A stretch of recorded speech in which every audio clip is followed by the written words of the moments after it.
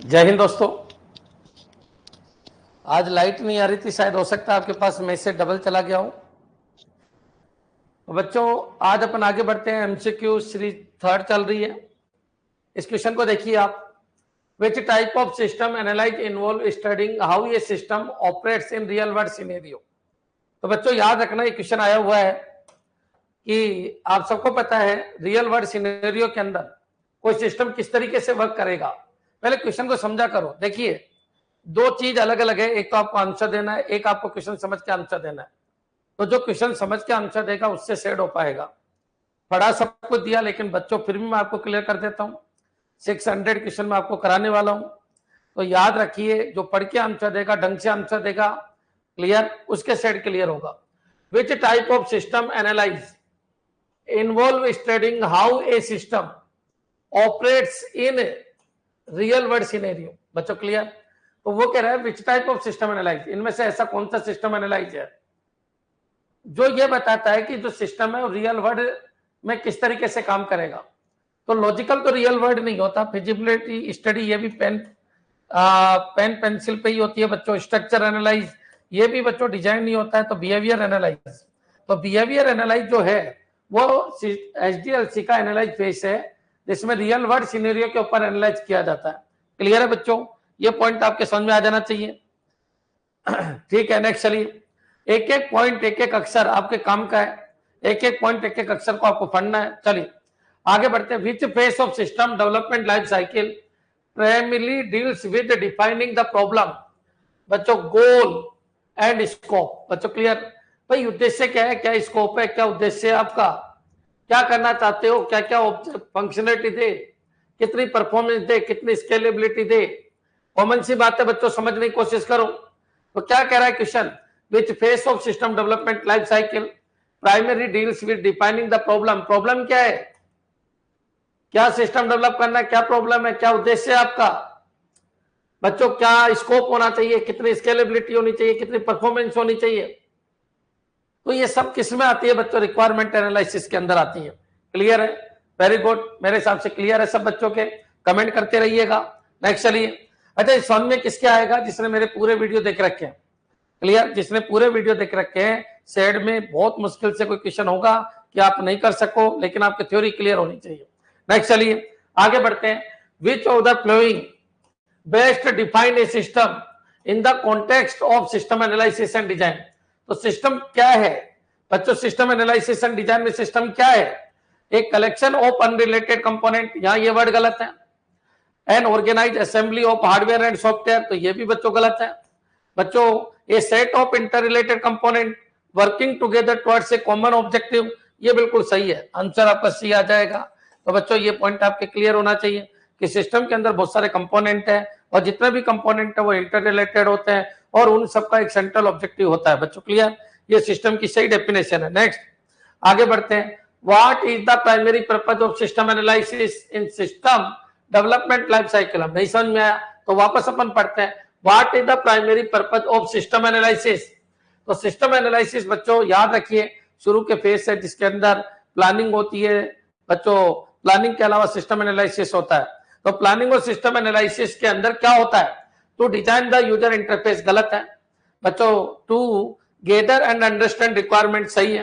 To write the source code, ये बिल्कुल गलत है बच्चों। To perform testing and debugging, ये बिल्कुल गलत है बच्चों। सोर्स कोड लिखना, टेस्टिंग, डिबगिंग करना, ये इंप्लीमेंटेशन पार्ट के अंदर आता है। डिजाइन पार्ट भी बच्चों सिस्टम एनालिसिस के बाद का पार्ट है। देखा जाए तो सिस्टम एनालिसिस ऊपर का पार्ट है, और फिर डिजाइन सेकंड पार्ट है, और उसके बाद नीचे मेंटेनेंस पार्ट होता है। बच्चों क्लियर? हर क्वेश्चन एक मीनिंगफुल वैल्यू रखता है बच्चों, इसलिए आपके दिमाग में आना चाहिए किस तरीके से मेरे को आंसर देना है। क्लियर? नेक्स्ट चलिए आगे बढ़ते हैं। Which of the following is not a characteristic of a good system. Good system की कैरेक्टरिस्टिक एफिशिएंसी, बिल्कुल एफिशिएंट होना चाहिए, एफिशिएंसी अच्छी होनी चाहिए। मॉड्यूलरिटी मतलब पूरा का पूरा सिस्टम एक साथ डेवलप नहीं होना चाहिए, मॉड्यूल में डेवलप होना चाहिए, और जितने भी मॉड्यूल है वो फंक्शनली इंडिपेंडेंट होने चाहिए। बच्चों क्लियर? जितने भी मॉड्यूल है वो फंक्शनली इंडिपेंडेंट, मतलब डिपेंडेंट तो हो।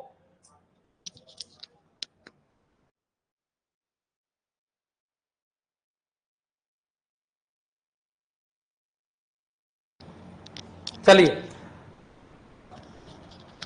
1 मिनट बच्चों।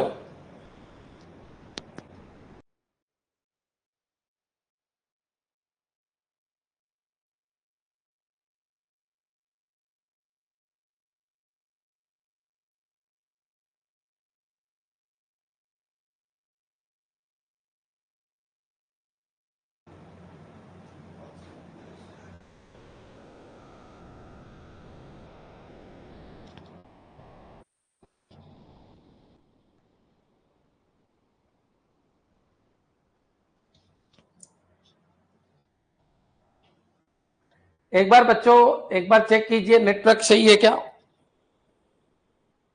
सर 55 तक हो गए थे, ठीक है कोई बात नहीं, मैंने सोचा 45 तक हुए थे, लेकिन एक बार करवा देते हैं, स्टार्ट कर ही दिया है तो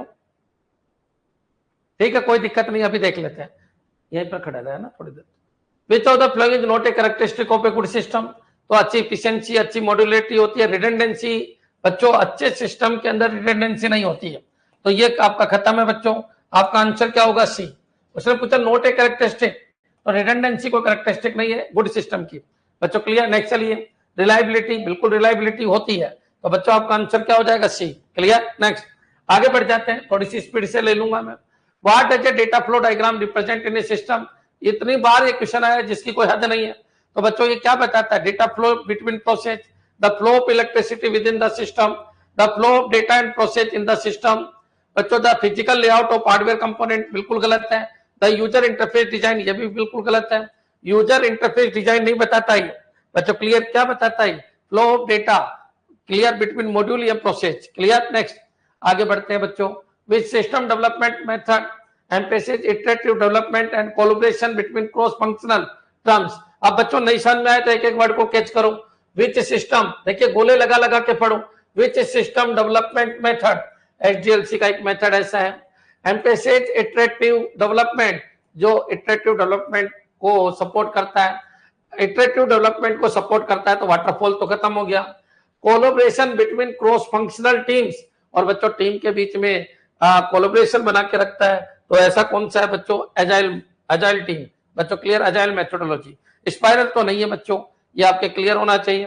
प्रोटोटाइप मॉडल भी नहीं है।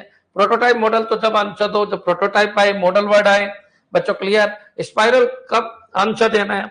स्पाइरल जब रिस्क से रिलेटेड बात हो, और बच्चों बाकी तो एजाइल होता है जिसके अंदर इंक्रीमेंट भी होता है, इटरेटिव भी होता है, और बच्चों जो कोलैबोरेशन होता है किसके बीच में? टीम के बीच में, बहुत ज्यादा कोलैबोरेशन होता है टीम के बीच में, वो कौन सा मॉडल है? एजाइल मॉडल है। नेक्स्ट आगे बढ़ते हैं। Which of the following is not a characteristic of a good system?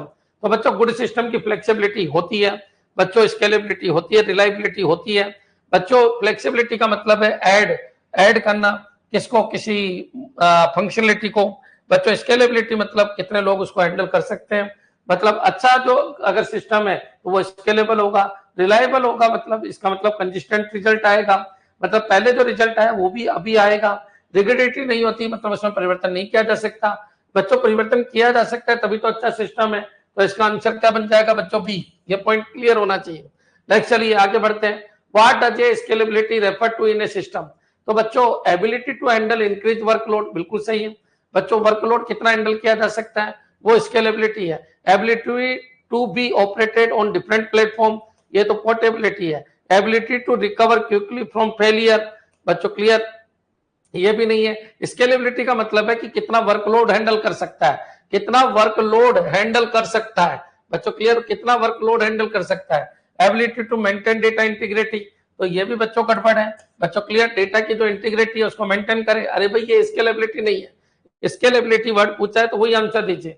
Which characteristic ensure data system operate accurately and provide correct and consistent information?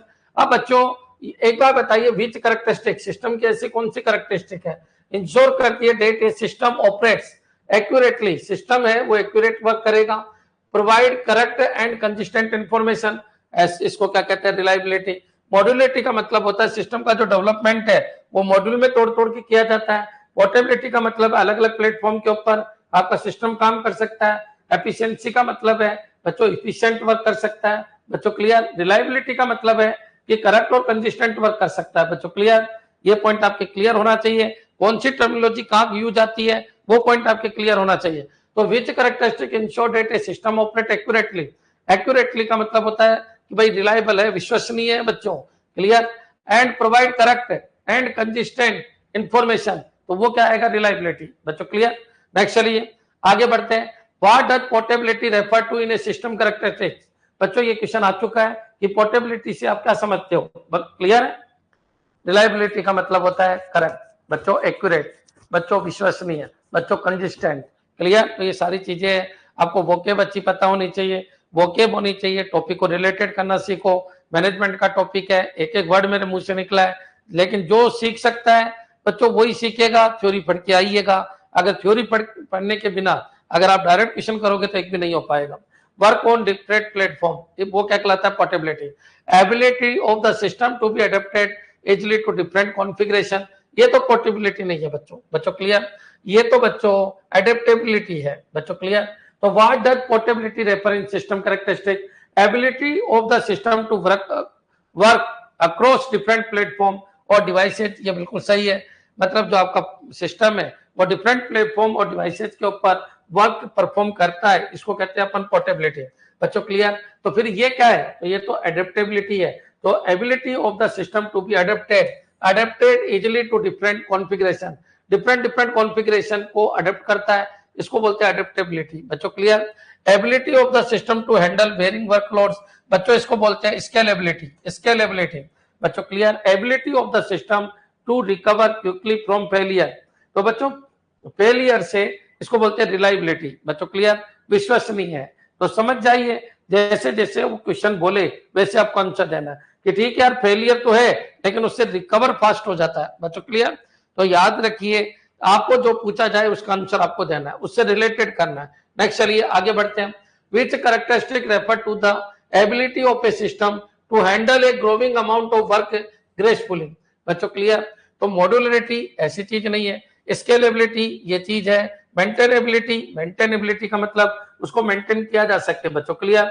मतलब उसके अंदर इंप्रूवमेंट किया जा सके, कोई चीज आए तो फिर वापस इंप्रूवमेंट अपग्रेड किया जा सके, उसको कहते हैं मेंटेनेबिलिटी। यूजेबिलिटी, उसको लोग यूज कर सके, आसानी से यूज कर सके, कम पढ़ा लिखा व्यक्ति भी यूज कर सके, वो होता है यूजेबिलिटी। स्केलेबिलिटी, वर्कलोड होना चाहिए, हैंडल किया जा सके बच्चों, ज्यादा वर्क लोड अगर हो जाए तो भी वो फेल नहीं हो।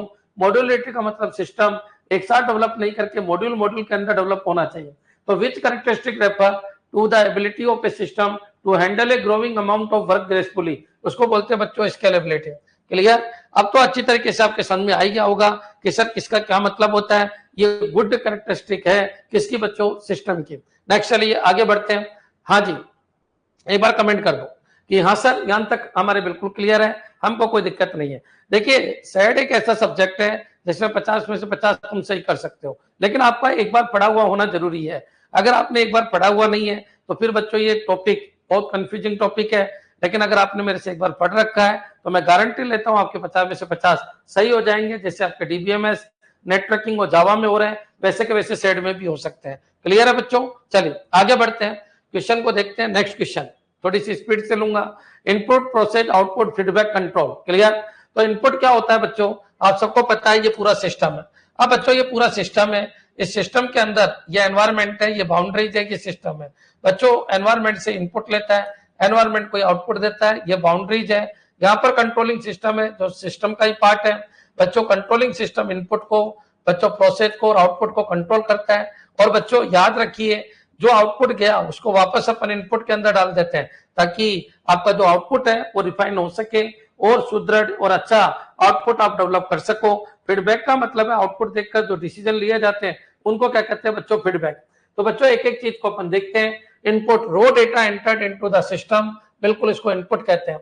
Action that transform input into output, उसको अपन प्रोसेस कहते हैं, इसमें कोई दिक्कत नहीं है। रिजल्ट ऑफ प्रोसेसिंग उसको अपन क्या कहते हैं? उसको अपन आउटपुट कहते हैं। Information use to control the system, अब देखिए information use to control the system बच्चों, और एक है mechanism to regulated system performance बच्चों क्लियर? अब देखिए दोनों में क्या है? Mechanism to regulate system performance बच्चों, mechanism to regulate system performance, और एक है information use to control the system बच्चों क्लियर? अब यहाँ पर क्या है बच्चों?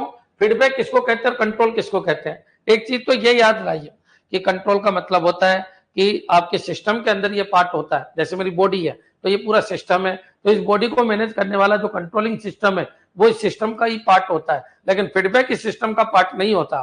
फीडबैक बच्चों दिया जाता है इस सिस्टम को ताकि वो अपने अंदर इंप्रूवमेंट कर सके। अब पढ़ते हैं अपन इसको बच्चों क्लियर? तो चलिए फीडबैक तो information use to control the system बच्चों क्लियर, और mechanism to regulate system performance. तो बच्चों सिस्टम की परफॉर्मेंस बढ़ाने के लिए अपन क्या यूज करते हैं? फीडबैक। तो mechanism to regulate system performance, mechanism to regulate system performance. तो फीडबैक परफॉर्मेंस से रिलेटेड है और control input output of process को कंट्रोल करने से रिलेटेड है। Information use to control the system, बच्चों सिस्टम को कंट्रोल, ठीक है, मैं सिस्टम हूं, मेरे अंदर कंट्रोल बॉडी है जो इनपुट प्रोसेस और आउटपुट को कंट्रोल करता है। और बच्चों परफॉर्मेंस से रिलेटेड कोई भी काम करना है तो अपन को यूज करना है फीडबैक। तो mechanism to regulate system performance, याद रखना कंट्रोलिंग जो सिस्टम होता है आप सबको पता है ये क्या चीज है, तो ये सिस्टम के एलिमेंट्स है बच्चों, क्लियर। सिस्टम के कौन कौन से एलिमेंट होते हैं, input process output feedback control और बाउंड्री, बच्चों क्लियर, ये बाउंड्री है, ये सिस्टम की बाउंड्री है बच्चों, बच्चों क्लियर। बच्चों बाउंड्री किसको कहते हैं, जिससे आपका जो सिस्टम है वो एनवायरनमेंट से बिल्कुल आइसोलेटेड रहता है बच्चों, उसको अपन क्या कहते हैं, बाउंड्री। तो बच्चों दोनों का एक तरीके से ये मान के चलिए दोनों के बीच में एक जो दीवार होती है उसको अपन बाउंड्री कहते हैं। तो ये पॉइंट क्लियर हो जाना चाहिए, क्लियर। चलिए आगे बढ़ते हैं, कंट्रोल यूजिंग मॉड्यूल इंटीग्रेशन, ठीक है, feedback performance, very good. Next चलिए आगे बढ़ते हैं, इस क्वेश्चन को देखिए, input processing output feedback and control. Input the result और आउटकम प्रोड्यूस्ड बाय ये सिस्टम, वो क्या कहलाता है बच्चों, output. The mechanism through which data enter in a system, तो बच्चों वो कहलाता है आपका input. The mechanism that regulate the operation of a system, ठीक है। अब the mechanism that regulate the operation of a system, उसको क्या कहते हैं बच्चों, control, clear. The transformation of input into output, उसको कहते हैं प्रोसेसिंग, बच्चों clear. Information that is return to the system, देखिए return to the system, return to the system, to the system to modify the future input, बच्चों clear. Future input की जगह modify the future output आना चाहिए था, future output, तो कोई दिक्कत नहीं, ये मिसप्रिंट है। तो information that is return to the system to modify future output, उसको क्या कहते हैं, फीडबैक। अब मेरे हिसाब से बिल्कुल क्लियर हो गया होगा कि ठीक है सर, अगर इसमें से कोई क्वेश्चन आएंगे, इनको सिस्टम कंपोनेंट भी कहते हैं, सिस्टम एलिमेंट भी कहते हैं। एक चीज और बच गई, बाउंड्री। तो बाउंड्री क्या है, सिस्टम की बाउंड्री, वो देखिए सिस्टम की बाउंड्री ये इंटरफेस प्रोवाइड करता है सिस्टम को एनवायरनमेंट से, बच्चों सिस्टम को एनवायरनमेंट से इंटरफेस प्रोवाइड करता है बच्चों, क्लियर। अगर क्लोज सिस्टम है तो बच्चों बाउंड्री के अंदर अंदर का ही सिस्टम होगा, और अगर ओपन सिस्टम है तो इंटरफेस प्रोवाइड करेगा कौन, बाउंड्री।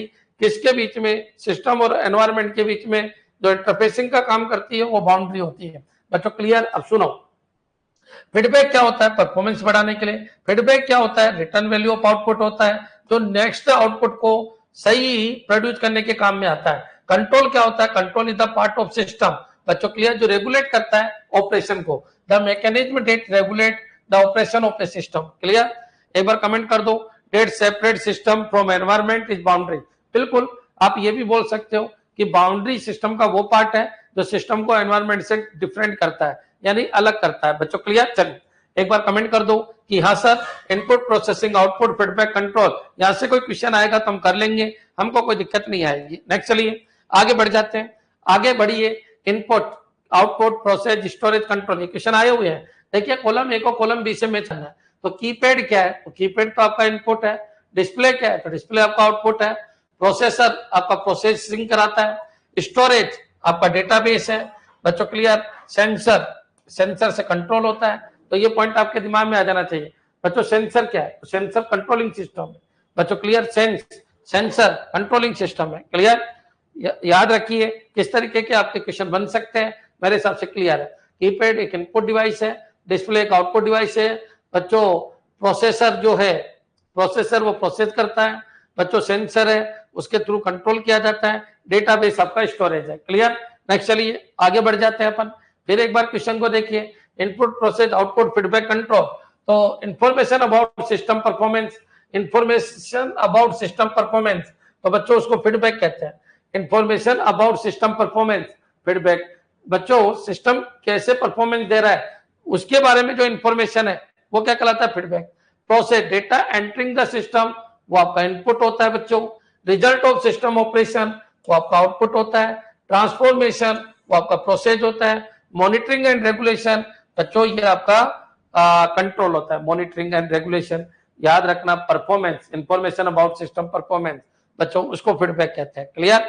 तो एक बार कमेंट कर दो कि हाँ सर, अगर इस टॉपिक से भी क्वेश्चन आएंगे तो हम कर डालेंगे, हमको कोई दिक्कत नहीं है। सेट के 600 क्वेश्चन है, जिसने इनको ढंग से कर लिया मान के चलिए उसका सिलेक्शन हो जाएगा।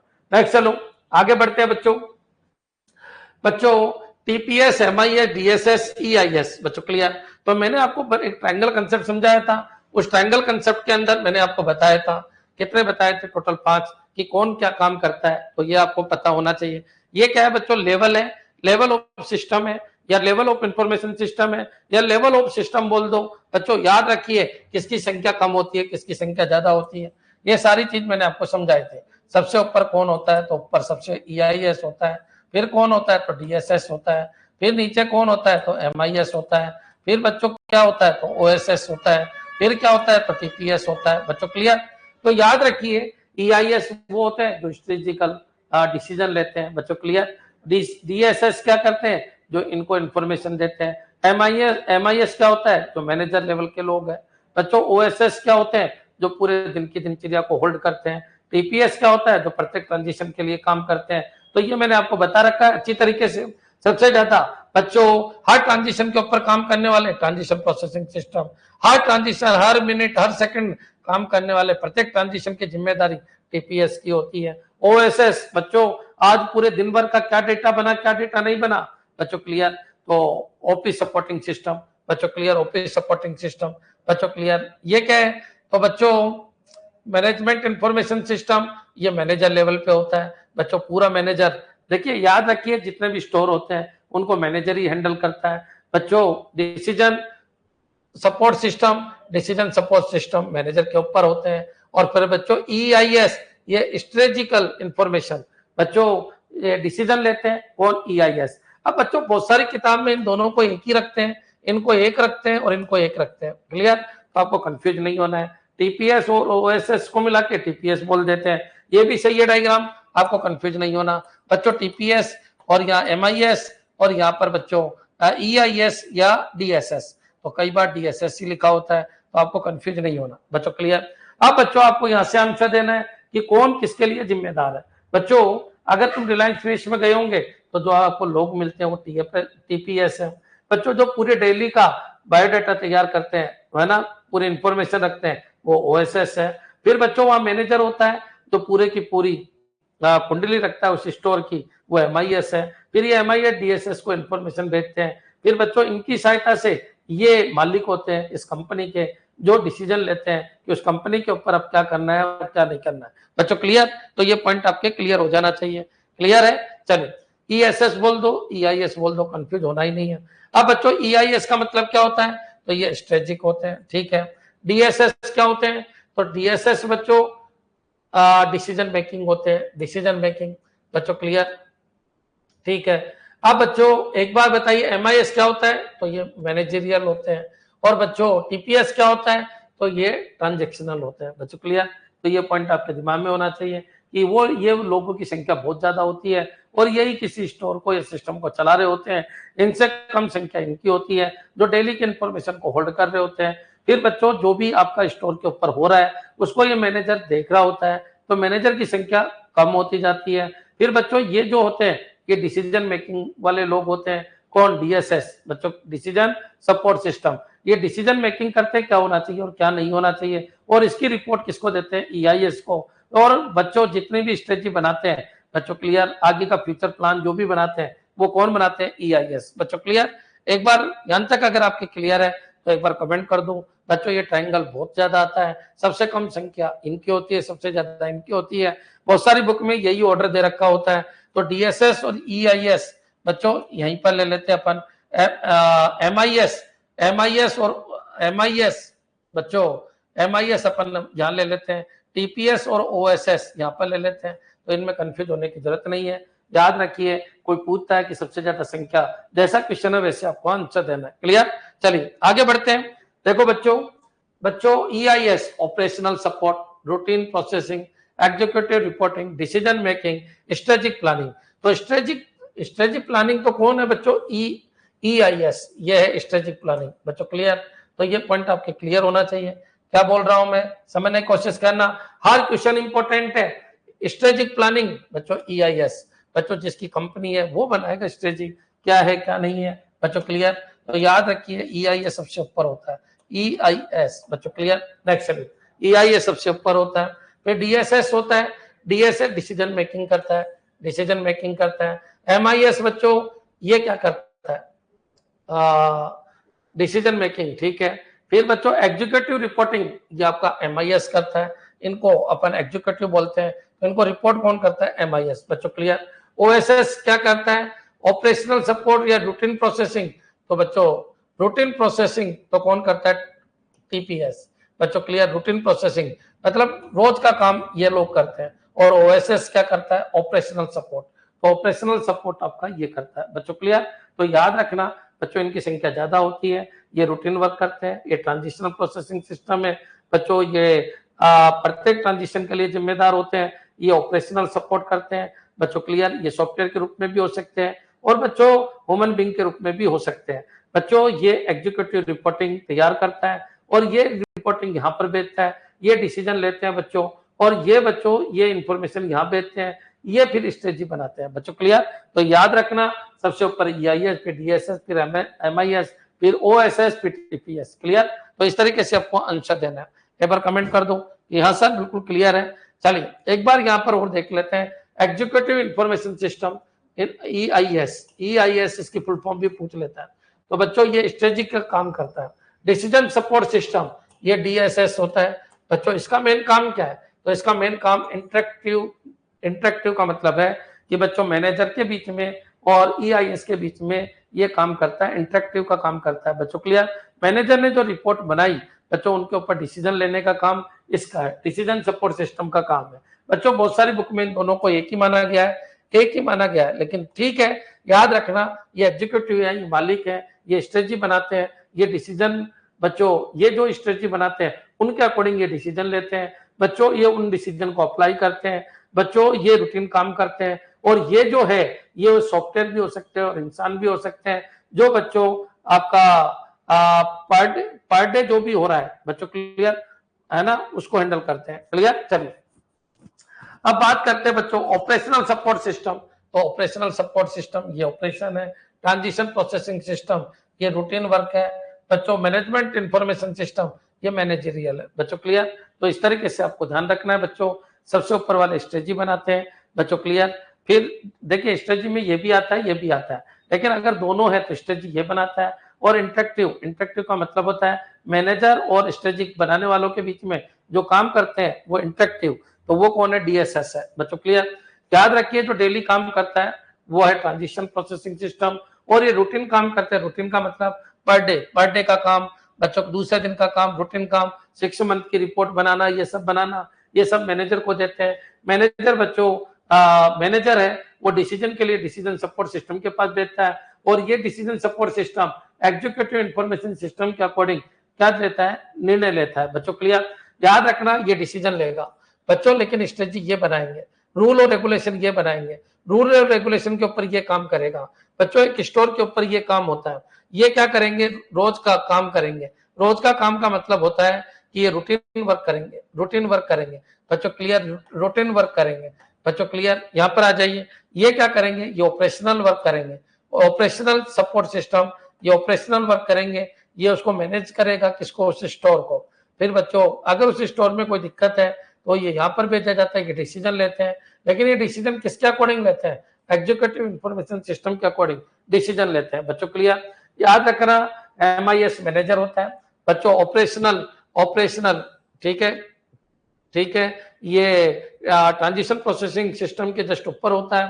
Routine work transition processing system में रूटीन वर्क चलते हैं। इंटरेक्टिव वर्क बच्चों DSS करता है। स्ट्रेटेजिक बच्चों EIS करता है, और MIS मैनेजरियल वर्क करता है। ये क्या है, इनके वर्क का काम है। बच्चों क्लियर। रूटीन वर्क कौन करता है, तो रूटीन वर्क बच्चों TPS करता है, transition processing system. Interactive work कौन करता है, तो बच्चों ये एग्जीक्यूटिव मैनेजर के बीच में इंटरेक्टिव वर्क करता है। बच्चों क्लियर।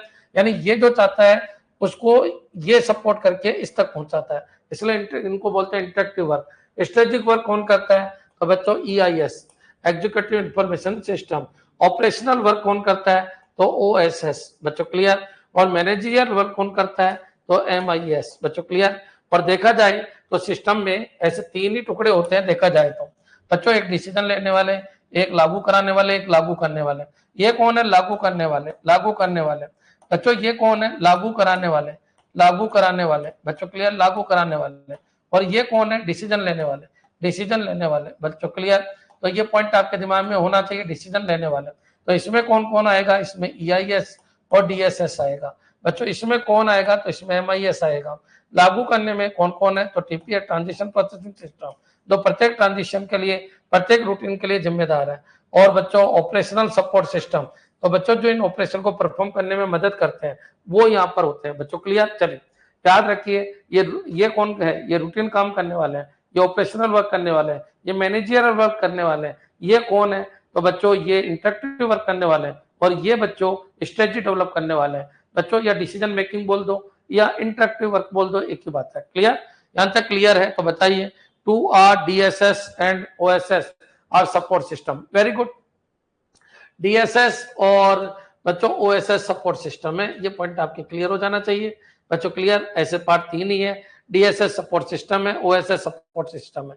बच्चों इन दोनों के बीच में OSS सपोर्ट सिस्टम है, MIS और TPS के बीच, और DSS EIS और MIS के बीच में सपोर्ट सिस्टम है। बच्चों क्लियर, ये जो भी डिसीजन लेते हैं उनको ये अप्लाई करते हैं, लेकिन अप्लाई कराने वाले ये है। बच्चों क्लियर, ये जो भी कहते हैं बच्चों, ये मैनेजर जो भी कहते हैं बच्चों, वो ये फील्ड पे काम करवाते हैं, लेकिन काम इनके थ्रू होता है, इसलिए इसको सपोर्ट सिस्टम कहते हैं। क्या ये क्लियर है? मेरे हिसाब से पूरा समझ में आ गया होगा। देखा जाए तो ये दोनों सपोर्ट सिस्टम है बच्चों, किस किस के बीच के सपोर्ट सिस्टम है ये आपके दिमाग में आ जाना चाहिए, ऐसे ही आपको याद करना है। नेक्स्ट चलिए आगे एक क्वेश्चन और देख लेते हैं अपन, थोड़ा सा स्पीड रखना। Executive information provide strategic information to support executive level decision making. तो बच्चों executive level decision making provide a strategic information to support executive level decision making, ये क्या है, EIS है। Offer interactive tools and analyse to aid decision making process at various level. बच्चों clear, तो offer interactive tools and analyse to aid decision making process at various level, ये कौन है, तो ये DSS है। Process data into information to support managerial decision making, ये कौन है बच्चों, MIS। बच्चों क्लियर, नीचे का जो पार्ट होता है तो बच्चों ये डेटा होता है, ये दोनों पार्ट, ये पार्ट क्या होता है, डेटा होता है। MIS इसको इंफॉर्मेशन में कन्वर्ट कर देता है और ऊपर भेज देता है। बोलने के बहुत सारे तरीके हैं, यहाँ पर क्या है बच्चों, डेटा, यहाँ पर क्या है बच्चों, ये इंफॉर्मेशन में कन्वर्ट करता है और इस इंफॉर्मेशन को आगे फर्दर यूज के लिए ऊपर भेज देता है। बच्चों क्लियर, ये एक सपोर्ट सिस्टम है, ये भी एक सपोर्ट सिस्टम है। बच्चों क्लियर, OSS भी सपोर्ट सिस्टम है और DSS भी सपोर्ट सिस्टम है। क्लियर, चलिए operational support system assists in operational activities such as processing transition और मैनेजरिंग इन्वेंट्री, तो ये OSS ये आ जाता है। Handle routine transition reliably and efficiently, वो क्या है, TPS। तो बच्चों ये इसकी डेफिनेशन है। अब मैं आपको एक वर्ड में आपको बता देता हूं। क्लियर, अब देखिए एक वर्ड में मैं आपको समझा देता हूं। देखो वर्ड ये है कि ये जो लोग है ये डेली ट्रांजिशन एंड प्रत्येक ट्रांजिशन के लिए जिम्मेदार है। बच्चों क्लियर, अब बच्चों प्रत्येक ट्रांजिशन की पूरी इंफॉर्मेशन मैनेजर लेवल के ऊपर जाती है, तो उसको अपन को डिसीजन मेकिंग, मतलब आपकी फाइल वाइल ये तैयार करना, वो सब इसके थ्रू होती है। बच्चों क्लियर, ठीक है, फाइलों को तैयार करना, ट्रांजिशन की पूरी इंफॉर्मेशन रखना, डेटाबेस तैयार करना, पूरी रिपोर्ट जनरेट करना, इस लेवल की रिपोर्ट जनरेट करके ये यहाँ भेज देते हैं। अब बच्चों ये मैनेजर है, ये क्या करते हैं, ये अपने से जस्ट ऊपर वालों को बताते हैं कि ठीक है यार, मैनेजर की इंफॉर्मेशन को, ये डिसीजन सपोर्ट सिस्टम क्या है, फ्लो बच्चों पाई चार्ट वगैरह वगैरह ये सब बनाते हैं। पाई चार्ट है, बार चार्ट है, ये जो भी है वो बनाते हैं। प्रॉफिट लॉस ये पूरा कंप्लीट बनाते हैं, क्या स्ट्रेटजी होनी चाहिए आगे के फ्यूचर का। बच्चों क्लियर, ये सब बना के भेजते हैं। फिर ये बच्चों इसके अकॉर्डिंग डिसीजन लेते हैं। तो एक तरीके से सपोर्ट सिस्टम है और ये भी सपोर्ट सिस्टम है, और इस सपोर्ट सिस्टम ने जो बना के इनको भेजा उसके हिसाब से डिसीजन लेते हैं। अब बच्चों कुल मिला के ये है कि ये जो रिपोर्ट देते हैं उसको ये बनाते हैं और आगे भेजते हैं, और ये जो रिपोर्ट देते हैं उसको ये बनाते हैं और यहाँ भेजते हैं। तो इसका मतलब देखा जाए तो एक फील्ड ये है, एक फील्ड ये है और एक फील्ड ये है। अगर बड़े रूप में देखा जाए तो ये तीन ही फील्ड है। बच्चों यहाँ डिसीजन लेने वाले होते हैं, यहाँ पर इंफॉर्मेशन डेवलप करने वाले होते हैं, या डेटा होता है। तो डेटा, इंफॉर्मेशन और डिसीजन मेकिंग। बच्चों क्लियर, होते तीन ही है, लेकिन मेरे हिसाब से समझ में आ गया होगा। अब वो कहे कि यार डेली रूटीन ट्रांजिशन की बात करें तो TPS आ जाना। बच्चों ऑपरेशनल एक्टिविटीज की बात करें तो OSS आ जाना। बच्चों मैनेजरियल लेवल डिसीजन मेकिंग हो तो MIS आ जाना। बच्चों सपोर्ट सिस्टम चाहिए, बच्चों क्लियर, किसके लिए, स्ट्रेटेजिक प्लानिंग के लिए, तो सपोर्ट सिस्टम आपका DSS आ जाना। और EIS का मतलब है एग्जीक्यूटिव इंफॉर्मेशन सिस्टम, जो पूरा डिसीजन लेते हैं। बच्चों क्लियर? तो ये पॉइंट आपके क्लियर हो जाना चाहिए। अच्छा क्वेश्चन है, हर बार आता है, मेरे हिसाब से क्लियर हो गया होगा। एक बार कमेंट कर दो कि यहाँ सब पूरा क्लियर है कि किसी भी सिस्टम के कितने लेवल है। तो टोटल 5 लेवल है, पांचों लेवल मैंने आपको बता दी। EIS होता है, DSS होता है, MIS होता है, OSS होता है और TPS होता है। बच्चों क्लियर? चलिए, हाँ, DSS रिपोर्ट तैयार करता है और ये भी रिपोर्ट तैयार करता है, लेकिन ये रिपोर्ट किसकी तैयार करता है? ये रिपोर्ट किसी न किसी, बच्चों जैसे रिलायंस फ्रेश है तो किसी न किसी स्टोर की रिपोर्ट तैयार करता है, मैनेजर तक पहुंचाता है। और बच्चों ये मैनेजर किसकी रिपोर्ट तैयार करता है? तो बच्चों रिलायंस फ्रेश जैसे बहुत है बच्चों क्लियर? तो कंपनी के बारे में पूरी इंफॉर्मेशन तैयार करता है। ये एक स्टोर लगा लो, ये पूरी कंपनी लगा लो बच्चों, और फिर ये मुकेश अंबानी के पास भेजता है। मुकेश अंबानी यहाँ पर है बच्चों, मुकेश अंबानी के जितने भी बड़े बड़े CA लोग हैं वो यहाँ पर है बच्चों, ठीक है? यहाँ पर आ जाइए, यहाँ एक स्टोर का मैनेजर है बच्चों यहाँ स्टोर के मैनेजर पे यहाँ जो लोग काम कर रहे हैं वो है। और यहाँ पर कौन है बच्चों? तो आप जाते हो, आपको रिलायंस फ्रेश में जो लोग मिलते हैं वो TPS के ऊपर है। Clear? OSS is like software do back hand processing, ठीक है? OSS में सब चीज आ गई बच्चों, आपके मान लो वर्ड, एक्सेल, पावर पॉइंट भी आ गए, सॉफ्टवेयर भी आ गए। मान लीजिए आपका जो भी गेटवे है, पेमेंट गेटवे है, वो सब यहाँ पर आ गया। तो फिर यहाँ पर क्या आ गया? तो यहाँ पर बच्चों आपके टूल किट आ गए, जो ये बनाते हैं, रिपोर्ट जनरेट करते हैं, रिपोर्ट बनाते हैं, फ्यूचर डिसीजन लेते हैं, वो सब आ गया। यहाँ पर जो चीज होती है वो क्या है? यहाँ पर जो चीज होती है वो डेटा होती है। यहाँ पर मैनेज, यहाँ पर वो चीज किस में कन्वर्ट हो जाती है? वो इंफॉर्मेशन में कन्वर्ट हो जाती है। और फिर बच्चों यहाँ पर वो डिसीजन, उन इंफॉर्मेशन से डिसीजन लिए जाते हैं। तो ये डिसीजन लिए जाते हैं, ये अप्लाई कराने वाले होते हैं, ये अप्लाई करते हैं। बच्चों क्लियर? तो ये पूरा कंसेप्ट है। अरे बच्चों, बोलने के लिए तो इतना कुछ है, आप मन में आए वो बोलिए, लेकिन आपके दिमाग में ये चीज क्लियर हो जानी चाहिए कि ऊपर स्ट्रेटेजिक डिसीजन है, फिर डिसीजन सपोर्ट सिस्टम है, फिर MIS है, मैनेजरियल डिसीजन है, फिर बच्चों आपका TPS है, रूटीन ट्रांजिशन को परफॉर्म करने वाले लोग हैं। अब ये बच्चों रूटीन ट्रांजिशन को जो परफॉर्म करने वाले हैं उनके लिए भी यहाँ ऑपरेशनल सपोर्ट सिस्टम लगा हुआ है। क्लियर?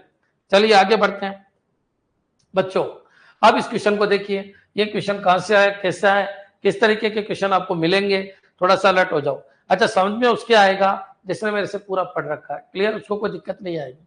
तो what type of system involve tangible real world component such as hardware and machinery? बच्चों टेंजिबल जिसको टच किया जा सके, छू सके, जिनमें हार्डवेयर मशीनरी आती है, वो वर्चुअल सिस्टम तो नहीं है, वो बच्चों फिजिकल सिस्टम है, बिल्कुल फिजिकल है। एडेप्टिव सिस्टम की तो कोई डेफिनेशन ही नहीं है। एडेप्टिव का मतलब है कि वो एनवायरमेंट से किसी चीज को अडेप्ट करता है। बच्चों क्लियर? नेचुरल सिस्टम, ये तो कोई डेफिनेशन नहीं, जो प्रकृति ने बनाया है वो नेचुरल सिस्टम होता है, ऐसी कोई डेफिनेशन नहीं है। ये फिजिकल सिस्टम की डेफिनेशन है कि फिजिकल सिस्टम हार्डवेयर और मशीनरी आते हैं जिनको छुआ जा सकता है, टच किया जा सकता है। बच्चों क्लियर? नेक्स्ट चलिए आगे बढ़ते हैं बच्चों। विच type of system exist purely in digital और सिमुलेटेड एनवायरमेंट? बच्चों ऐसा कौन सा सिस्टम है जो पूरी तरीके से डिजिटल होते हैं और बच्चों सिमुलेटेड एनवायरमेंट में होते हैं, मतलब उनको टच नहीं किया जा सकता। टाइपिकली रिप्रेजेंट बाय ये सॉफ्टवेयर। तो क्लोज सिस्टम तो ऐसा नहीं है। क्लोज सिस्टम तो वो होता है जो एनवायरमेंट से ना लेता है ना एनवायरमेंट को कुछ देता है। वर्चुअल सिस्टम इसका सही आंसर है। ओपन सिस्टम इसका कोई मतलब नहीं। ओपन सिस्टम क्लोज के अपोजिट होता है। ओपन सिस्टम वो होता है जो एनवायरमेंट से लेता है और एनवायरमेंट को देता है। नॉन एडेप्टिव सिस्टम वो होते हैं जो एनवायरमेंट से कुछ भी एक्सेप्ट नहीं करने वाला। बच्चों क्लियर? जिनमें कोई परिवर्तित नहीं कर सकते, वो नॉन एडेप्टिव सिस्टम है। तो बच्चों आपसे पूछा है सॉफ्टवेयर सिस्टम कैसा है, तो वर्चुअल सिस्टम है। बच्चों क्लियर? नेक्स्ट चलिए आगे बढ़ जाइए। What is the characteristic of an open system? तो doesn't interact with an its environment, गलत है। ओपन सिस्टम की कैरेक्टरिस्टिक आपको बतानी है। ऑपरेट इन आइसोलेशन, गलत है। आइसोलेशन में कैसे ऑपरेट होगा बच्चों?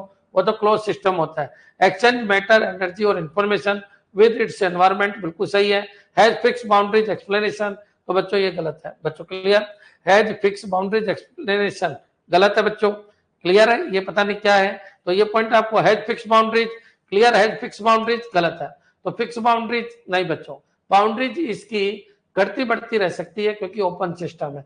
ओपन सिस्टम की बाउंड्रीज घटती बढ़ती रह सकती है। बच्चों क्लियर? चलिए आगे बढ़ते हैं बच्चों। तो सही डेफिनेशन क्या है? एक्शन, मैटर, एनर्जी और इंफॉर्मेशन विद इट्स एनवायरमेंट। बच्चों क्लियर? तो मैटर भी ले लेता है एनवायरमेंट से। बच्चों क्लियर? एनर्जी, इंफॉर्मेशन बच्चों क्लियर। चलिए आगे बढ़ते हैं। व्हाट इज ए की advantage of open system over close system in system design. तो बच्चों ओपन सिस्टम ज्यादा अच्छा है क्लोज सिस्टम से, किस वजह से? स्टेबिलिटी है। तो ओपन सिस्टम की स्टेबिलिटी है, कह नहीं सकता बच्चों। आइसोलेशन है, गलत है। एडेप्टेबिलिटी बिल्कुल सही है बच्चों क्लियर। प्रेडिक्टेबिलिटी ये गलत है बच्चों क्लियर। प्रेडिक्टेबिलिटी एडेप्टेबिलिटी ज्यादा है किसकी? ओपन सिस्टम की। क्लियर। नेक्स्ट चलिए आगे बढ़ते हैं अपन। इस क्वेश्चन को देखिए। Which of the following is an example of an adaptive system. Adaptive system वो है बच्चों जिसके अंदर अपन फंक्शनलिटी को ऐड कर सकते हैं। एडेप्टिव बच्चों अब देखिए निम्न में से कौन सा एक अनुकूली प्रणाली का उदाहरण है? एडेप्टिव मतलब जो एनवायरमेंट से सीखता है, एनवायरमेंट से सीख के वर्क परफॉर्म करता है, उनको क्या कहते हैं? एडेप्टिव। तो बच्चों which of the following is an example of an adaptive system. बच्चों clear. Traditional thermostat, self driving car adaptive है बच्चों, ये एनवायरमेंट से सीखती है कि ठीक है यार इधर आगे कोई आ रहा है तो फिर अपन घुमा लेते हैं, एडेप्टिव। बेसिक कैलकुलेटर ये एडेप्टिव नहीं है। पेपर नोटबुक ये एडेप्टिव नहीं है। ट्रेडिशनल थर्मोस्टेट, ट्रेडिशनल मतलब पुराना थर्मोस्टेट, ये एडेप्टिव नहीं है क्योंकि इनमें कोई परिवर्तन नहीं कर सकते। सेल्फ ड्राइविंग कार का जो सिस्टम है वो एडेप्टिव है बच्चों, वो ऑटोमेटिक गाड़ी चलाता है तो वो एनवायरमेंट से इनपुट लेता है इसलिए वो एडेप्टिव है। ट्रेडिशनल थर्मोस्टेट फिक्स्ड है। Very good. नेक्स्ट चलिए आगे बढ़ते हैं। Which of the following is an example of an non adaptive system. Non adaptive system कौन सा है? तो बच्चों नॉन एडेप्टिव सिस्टम जो एनवायरमेंट से कुछ नहीं लेता। वेदर फोरकास्टिंग मॉडल, ठीक है।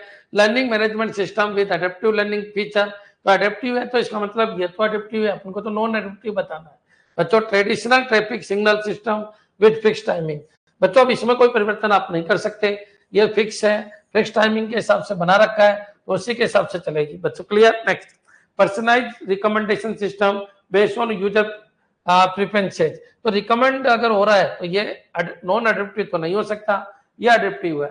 Learning management system with adaptive learning features, तो बच्चों ये भी एडेप्टिव है। और वेदर फोरकास्टिंग मॉडल, तो बच्चों वेदर फोरकास्टिंग मॉडल तो ये भी एडेप्टिव है बच्चों क्लियर, क्योंकि मौसम बदलता रहता है तो उसके हिसाब से ये भी एडेप्टिव है क्लियर। तो आपका आंसर क्या हो जाएगा? C, traditional traffic signal system with fix timing.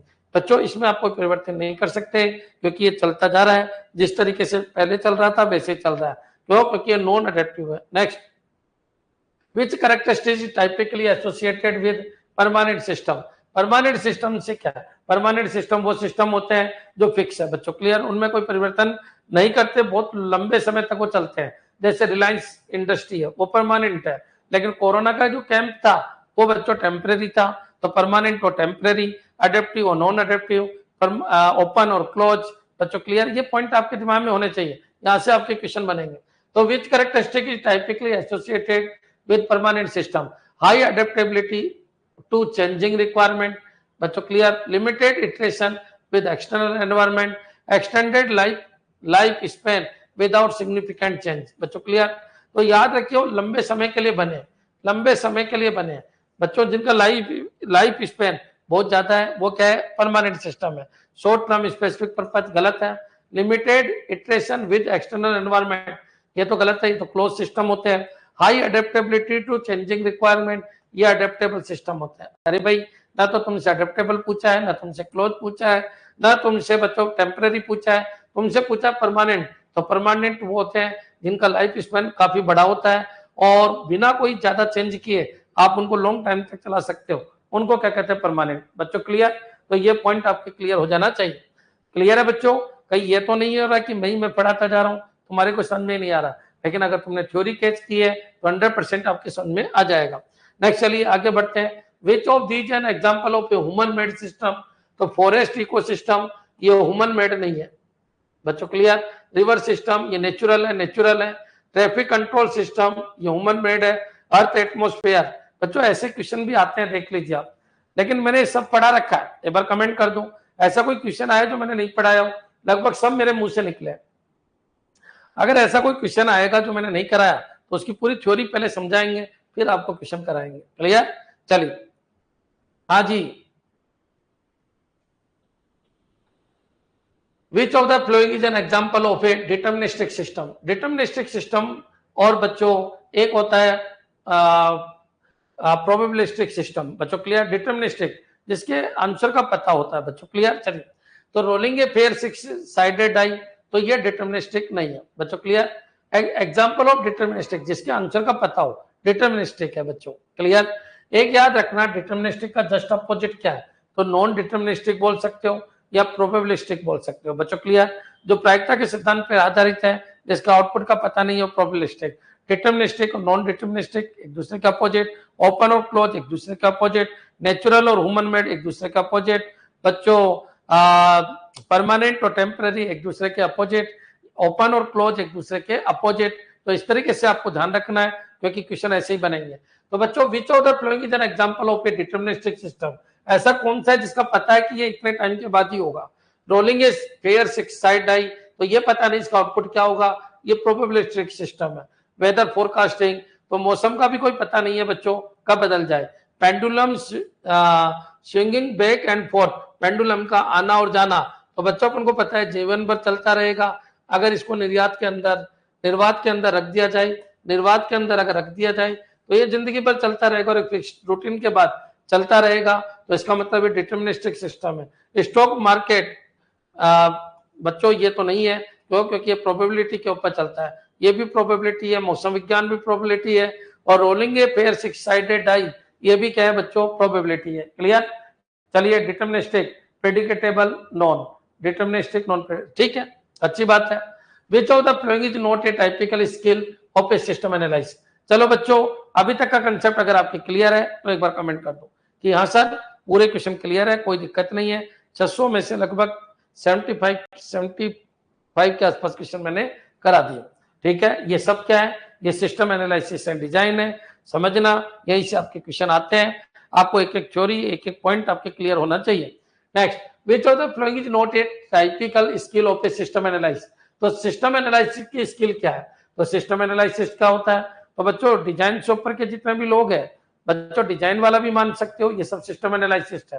अब सिस्टम एनालिसिस क्या होता है बच्चों, उसकी अर्थमेटिकल, उसकी लॉजिकल, उसकी टेक्निकल स्किल जबरदस्त होनी चाहिए, उसका मेंटल एप्टीट्यूड जबरदस्त होना चाहिए बच्चों। क्लियर? उसकी डिसीजन मेकिंग जबरदस्त होनी चाहिए। तो विच of the following is not a typical skill of a system analysis. Programming expertise नहीं बच्चों, प्रोग्राम एक्सपर्ट चलो चलेंगे। स्टेक होल्डर कम्युनिकेशन जबरदस्त होना चाहिए बच्चों। Clear? Database administrator, graphic design, बच्चों डिजाइन का इसका कोई लेना देना नहीं है बच्चों। क्लियर? हाँ, याद रखो यहाँ पर आंसर क्या जाएगा, देखिए डेटाबेस एडमिनिस्ट्रेटर ये भी इसी में आएगा, सिस्टम एनालिसिस के अंदर ही आएगा। लेकिन बच्चों दो चीज है, प्रोग्रामिंग एक्सपर्ट और ग्राफिक डिजाइन।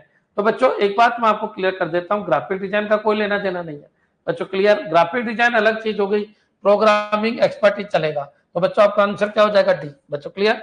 एक बार बताओ सिस्टम एनालिसिस क्या है, जो सिस्टम की पूरी जिम्मेदारी रखता है वो सिस्टम एनालिसिस है बच्चों। कम्युनिकेशन करेगा, कॉस्ट निकालेगा, कितनी कॉस्ट है, कितने टाइम में देंगे बच्चों, पूरा का पूरा डिजाइन वाला पार्ट भी करेगा। लेकिन बच्चों ये कह रहे हैं ग्राफिक डिजाइन, तो ग्राफिक डिजाइन आना कोई जरूरी नहीं है।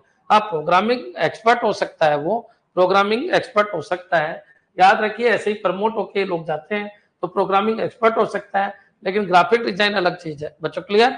तो ये पॉइंट आपके क्लियर हो जाना चाहिए। तो आंसर यहाँ पर क्या आएगा, D.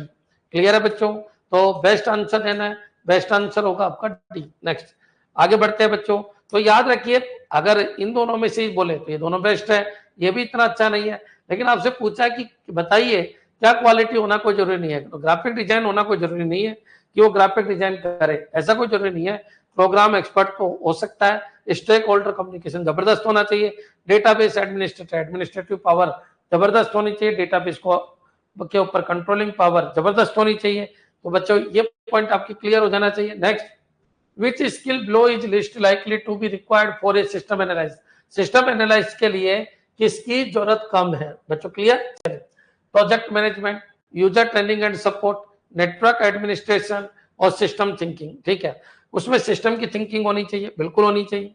User training and support, बिल्कुल इनकी व्यवस्था भी वही करेगा, यूजर की ट्रेनिंग और सपोर्ट की व्यवस्था भी वही करेगा। वो क्या नहीं कर सकता, वो केवल बनाएगा नहीं, बाकी सारी व्यवस्था वही करेगा बच्चों। क्लियर? याद रखना इस कोचिंग में सिस्टम एनालिसिस सारा काम करता है, केवल झाड़ू पोंछा नहीं करता बच्चों। क्लियर? लो लेवल का काम नहीं करेगा, टीपीएस का काम नहीं करेगा, बाकी सारा काम किसका है?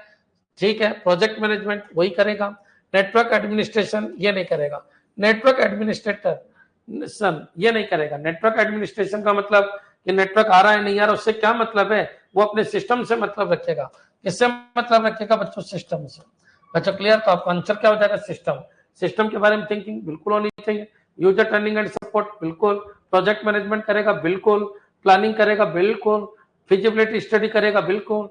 डिजाइन करेगा बिल्कुल करेगा। सब कुछ करेगा बिल्कुल करेगा। लेकिन नेटवर्क एडमिनिस्ट्रेशन का क्या मतलब है? Network admin not network administration. बच्चों नेटवर्क आ रहा है नहीं आ रहा? बच्चों क्लियर? अपनी कोचिंग में ये इस कोचिंग के सिस्टम एनालिसिस का कोई लेना देना नहीं है। नेक्स्ट आगे बढ़ते हैं बच्चों। Which of these skill is generally not expected of a system analysis? बच्चों ऐसी कौन सी स्किल है जो सिस्टम एनालिसिस की नहीं है? इंश्योरेंस एंड टेस्टिंग बच्चों, estimation and budgeting, estimation and budgeting बिल्कुल इसका काम है। Data entry and clerical work ये इसका काम नहीं है। बच्चों डेटा एंट्री और क्लरिकल वर्क सिस्टम एनालिसिस का काम नहीं है। Problem solving and trouble shooting ये इसका काम है। क्वालिटी एश्योर, क्वालिटी की गारंटी लेगा, टेस्टिंग की गारंटी लेगा, बिल्कुल लेगा। बच्चों क्लियर? नॉट क्वालिटी, टेस्टिंग, बच्चों cost estimation, budgeting, problem solving ये सब होगा, लेकिन डेटा एंट्री और क्लरिकल वर्क ये नहीं करेगा। बच्चों क्लियर? तो ऐसे आपको पता होना चाहिए कि सिस्टम एनालिसिस क्या कर सकता है और क्या नहीं कर सकता। क्लियर? नेक्स्ट आगे बढ़ते हैं बच्चों। देखिए बच्चों, which of the following is not ए, चलिए यहां से बाद में लेंगे अपन। यहां तक आपके समझ में आ गया है? बिल्कुल क्लियर है टॉपिक बच्चों? यहां तक टॉपिक क्लियर है? बाकी अपन शाम को लेंगे। शाम को 6 बजे जो आपकी क्लास है उसमें अगले पार्ट की तरफ अपन चलेंगे। धीरे धीरे एक एक पॉइंट में आपको कवर कराते चल रहा हूं। किस तरीके के आपके क्वेश्चन आएंगे, किस तरीके के दुनिया में क्वेश्चन बने हैं। मेरे हिसाब से नहीं लगता कि 600 के बाद भी कोई क्वेश्चन बनेगा इस दुनिया में। क्लियर? हर क्वेश्चन को 2-2 बार देख लेना, आपका काम हो जाएगा। सर डीबीएमएस के भी एक जगह मिल जाते हैं एमसीक्यू। डीबीएमएस के मैंने साथ साथ करा दिया, आप चाहोगे तो एक बार और करा देंगे, ठीक है? लेकिन एक बार मैं पूरा पढ़ा देता हूँ आपको। जावा वापस से स्टार्ट करनी है, जावा एक बार पढ़ा रखी है, जावा एक बार वापस से स्टार्ट कर देंगे, एमसीक्यू सबके साथ साथ निपटा देंगे। धन्यवाद।